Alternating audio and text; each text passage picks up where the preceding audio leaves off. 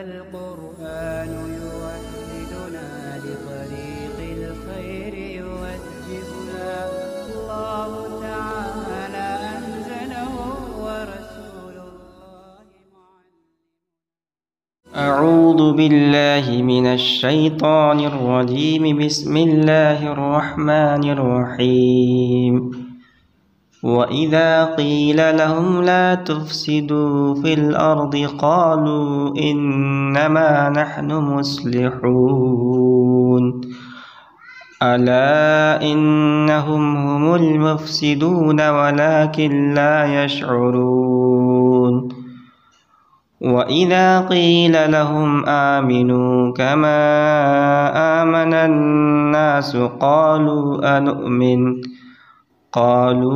أنؤمن كما آمن السفهاء ألا إنهم هم السفهاء ولكن لا يعلمون. وإذا لقوا الذين آمنوا قالوا آمنا وإذا خلوا إلى شياطينهم قالوا إنا معكم إنما نحن مستهزئون الله يستهزئ بهم ويمدهم في طغيانهم يعمهون. وإذا قيل لهم لا تفسدوا في الأرض، और जब उनसे कहा जाता है कि फ़साद न मचाओ ज़मीन में, क़ालू इन्नमा नहनु मुस्लिहून, तो ये लोग कहते हैं कि हम तो इस्लाह करने वाले। अला इन्नहुम हुमुल मुफ़सिदून वलाकिन ला यशऊरून, जान लो वही है खराबी करने वाले, वलाकिन ला यशऊरून, लेकिन नहीं समझते। व इज़ा क़ील लहुम आमिनू कमा आमन अन्नास, और जब उनसे कहा जाता है कि ईमान लाओ जिस तरह ईमान लाए सब लोग, क़ालू अनुमिनु कमा आमन अस्सुफ़हा, तो कहते हैं कि क्या हम ईमान लाए जिस तरह ईमान लाए बेवकूफ़।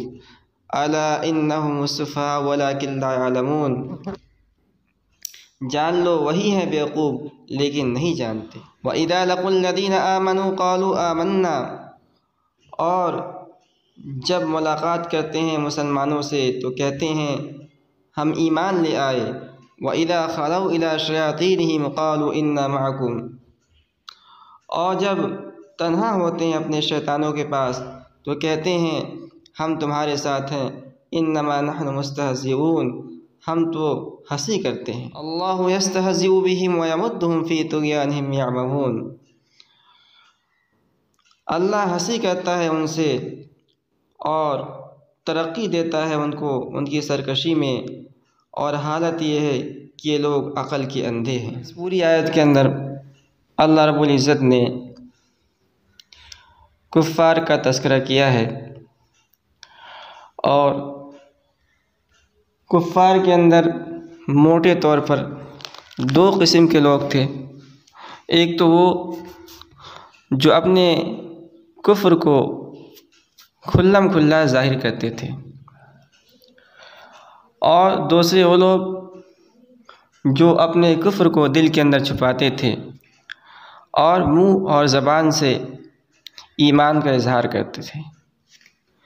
पहले किस्म के लोग को शरीयत के इस्लाम में काफिर कहा जाता है, जिसकी जमा कुफ़ार आती है,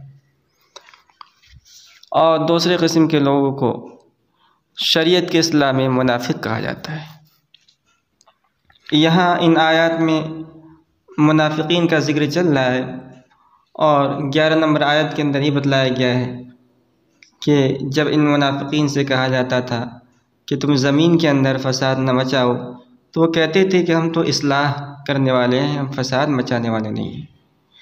यहाँ फ़साद से मुराद वो फ़साद है जो मुनाफिकीन अपने निफाक के ज़रिए से मुआशरे के अंदर, सोसाइटी के अंदर फैलाते थे।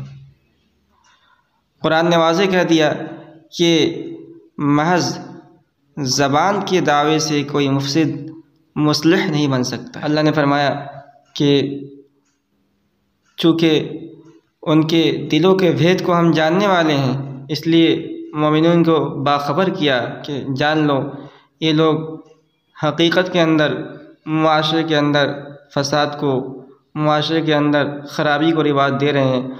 और जिस तरह जानवरों को अपने हरकत का, अपने फ़ेल का कोई शऊर नहीं होता है, कोई इल्म नहीं होता है, तो ये मुनाफ़िकीन भी ऐसे हैं कि इनको अपने फ़साद का शऊर तक नहीं है।